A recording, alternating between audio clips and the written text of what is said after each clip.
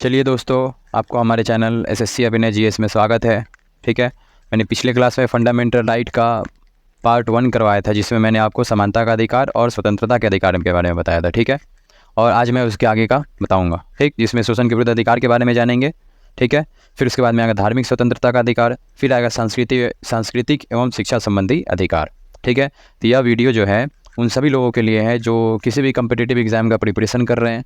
ठीक है, या फिर वो एसएससी हो, रेलवे हो, बैंकिंग हो, कोई भी वनडे एग्ज़ाम हो, उन सभी के लिए है। और उन सभी लोगों के लिए है जो हमारे देश के राष्ट्रवादी नागरिक हैं। उन सभी को भी जानने का अधिकार है कि हमारे कौन कौन से मौलिक अधिकार है जिसको संविधान ने दिया है हमें। ठीक है, और हम बहुत सारी ऐसा गलतियाँ करते हैं जिससे क्या होता है, फंडामेंटल राइट्स का उल्लंघन होता है, जो कि हमें नहीं पता है कौन कौन सी चीज़ें नहीं करनी चाहिए, वो चीज़ हमें नहीं पता है। तो इस वीडियो के माध्यम से हम उससे जानने की कोशिश करेंगे। ठीक है, तो चलिए ज़्यादा टाइम वेस्ट ना करते हुए मैं इस क्लास को स्टार्ट करता हूँ। ठीक है, चलिए। तो पहला हमारा आता है शोषण के विरुद्ध अधिकार। ठीक है, तो शोषण के विरुद्ध अधिकार जो है आर्टिकल संख्या 23 और 24 में है। ठीक, इसमें क्या बोला गया है? इसमें बोला गया है कि किसी भी व्यक्ति को प्रताड़ित या उसका शोषण न हो, इसीलिए संविधान में उसके लिए प्रावधान दिए गए हैं। ठीक है, चलिए फिर उसके बाद में क्या है, अब आर्टिकल आएगा हमारा 23। आर्टिकल 23 के बारे में अब जानेंगे। ठीक है, आर्टिकल 23 में क्या बोला गया है? आर्टिकल 23 में बोला गया है कि मानव व्यापार पर रोक, बाल श्रम पर रोक, बंधुआ मजदूरी पर रोक, इन प्रकारों के शोषण के विरुद्ध संरक्षण इस अनुच्छेद में दिए गए हैं। बोलने का मतलब यह है कि आप जैसे सुनते हो कि मानव व्यापार मतलब मानव का व्यापार हो रहा है। ठीक है, या फिर बाल श्रम मतलब अगर किसी भी बच्चे को जो 14 वर्ष से कम आयु का है उसको अगर हम लोग किसी भी भारी काम में लगाते हैं, जैसे देखिए यहाँ पे बच्चा जो है क्या कर रहा है, ये बच्चा देखिए ईंटा धो रहा है। इसका ईंटा धोने की उम्र थोड़ी ना है, लेकिन क्या है, इस अभाव के कारण ये लोग बच्चे क्या है काम कर रहे हैं। बगल में देखिए कैसे वो कुदाल वगैरह लिया हुआ है हाथ में।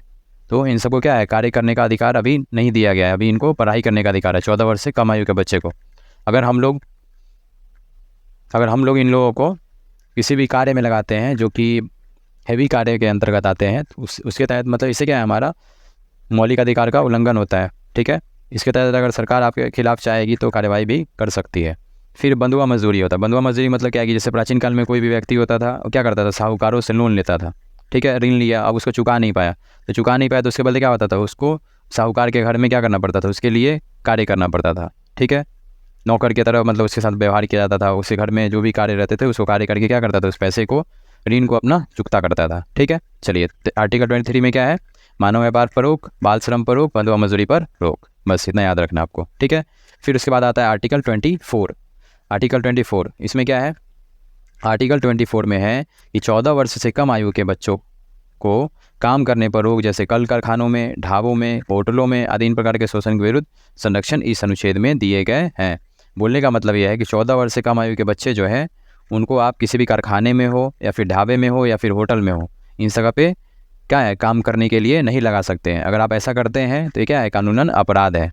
ठीक है, चलिए उसके बाद आता है हमारा था शोषण के विरुद्ध अधिकार। अब ये समाप्त होता है क्योंकि आर्टिकल 23 और 24 में था। ठीक है, अब देखिए आप लोग कितना होंगे जो इतना वीडियो देख के फिर छोड़ के चले जाएंगे। देखिए छोड़ने वाले तो छोड़ के चले जाएंगे, लेकिन जिनको पढ़ना है, एग्ज़ाम क्रैक करना है, देश का एक जिम्मेदार नागरिक बनना है, या फिर अपने मौलिक अधिकारों के बारे में जानना है, तो वो सब रुकेंगे, अपना देखेंगे, वीडियो को वॉच करेंगे लास्ट तक। ठीक है, फिर है धार्मिक स्वतंत्रता का अधिकार।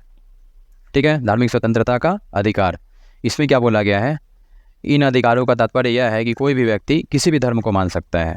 ठीक है, वह स्वतंत्र रूप से कोई भी धर्म मान सकता है, उसके ऊपर कोई भी पाबंदी नहीं लगाई जा सकती है। वैसे तो भारत धर्म निरपेक्ष राष्ट्र है, मतलब भारत का कोई भी धर्म नहीं है, पर नागरिक कोई भी धर्म स्वतंत्र रूप से मान सकते हैं। ठीक है, जैसे कि मैंने आपको अपने थंबनेल में बताया था कि मुस्लिम को नमाज़ पढ़ने का अधिकार है या नहीं है। ठीक है, तो इस चीज़ को अब क्या करेंगे, इसमें हम लोग जानेंगे। ठीक है, फिर क्या है कि बोलने का मतलब ये है कि धार्मिक स्वतंत्रता का अधिकार से तात्पर्य यह है कि कोई भी देश का नागरिक जो है वो किसी भी धर्म को मान सकता है। ठीक है, इसके लिए वो क्या है, वो स्वतंत्र है। ठीक है, और हमारा जो देश आपको पता ही है कि धर्मनिरपेक्ष राष्ट्र है, मतलब देश का कोई भी धर्म नहीं है। जैसे पाकिस्तान हो गया, मुस्लिम कंट्री में आता है। ठीक है, इस्लामिक कंट्री में आता है।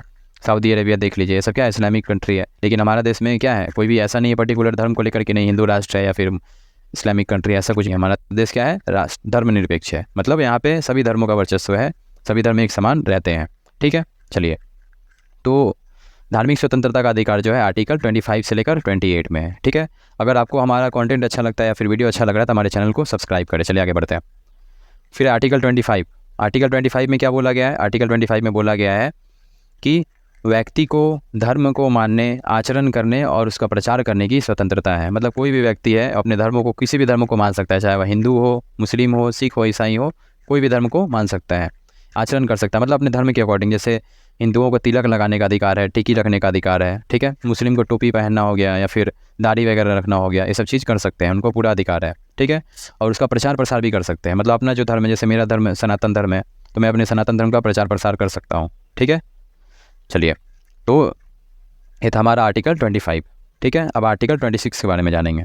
आर्टिकल 26 में क्या है? धार्मिक प्रबंधन। मतलब धार्मिक प्रबंधन से जो भी रिलेट मतलब है, धार्मिक प्रबंधन करने की क्या है, हमें स्वतंत्रता दी गई है। किसके तहत? आर्टिकल 26 के तहत, ठीक है। चलिए, अब आता है आर्टिकल 27। इसमें क्या है? धार्मिक संपोषित, ठीक है। धार्मिक संपोषित, धर्म के लिए पैसा देना और उसमें टैक्स संबंधी रियायत की स्वतंत्रता है। मतलब बोलने का मतलब यह है कि धार्मिक कार्यों के लिए कोई भी, मतलब अगर पैसा वगैरह रखा गया है जो कि धार्मिक कार्यों के लिए हो, तो उस पर कोई भी टैक्स नहीं लगता है, बल्कि वो पूरा टैक्स फ्री है, ठीक है। तो आर्टिकल 27 में क्या है? धार्मिक संपोषित, इस चीज़ को आप याद रखिएगा। और धर्म से रिलेटेड कार्यों पर क्या है? टैक्स नहीं लगता है, ठीक है। चलिए, अब आता है हमारा आर्टिकल 28। आर्टिकल 28 में क्या है? व्यक्ति को धार्मिक शिक्षा, उपासना में उपस्थित होने की स्वतंत्रता है।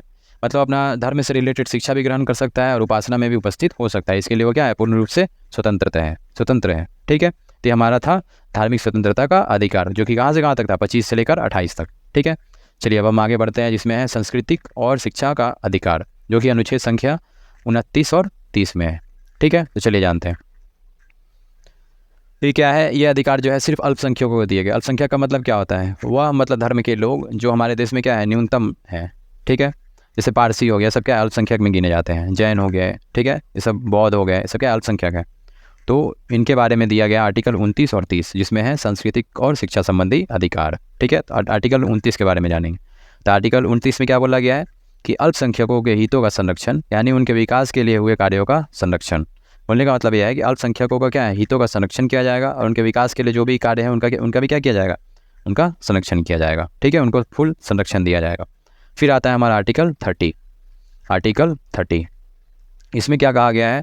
तो आर्टिकल 30 में कहा गया है कि अल्पसंख्यकों के शिक्षा संबंधी प्रावधानों का संरक्षण, ताकि ये शैक्षणिक संस्थानों के माध्यम से अपनी संस्कृति को बचा सके। मतलब अल्पसंख्यकों का जो शिक्षा संबंधी प्रावधान है, उसका भी इसमें क्या है? संरक्षण किया जाएगा, ताकि उनके जो भी संस्कृति से रिलेटेड जो भी मतलब संस्थान है, मतलब शैक्षणिक संस्थानों के माध्यम से अपनी संस्कृति को बचा सके। मतलब अपने क्या है, शैक्षणिक संस्थान, जैसे कोई पारसी है तो अपना स्कूल खोलना चाहता है तो खोल सकता है, सरकार को पूरा संरक्षण देगी, ताकि इससे क्या होगा कि उनका जो संस्कृति है उनको क्या करेंगे? वो बचा पाएंगे, ठीक है। तो इसके लिए क्या है? मतलब सरकार का संरक्षण प्राप्त है। ये था हमारा आज का सेशन। आपको कैसा लगा कमेंट में ज़रूर बताएं और हमारे वीडियो को लाइक करें, कमेंट करें और ज़्यादा से ज़्यादा शेयर करें। चलिए, जय जय श्री राम।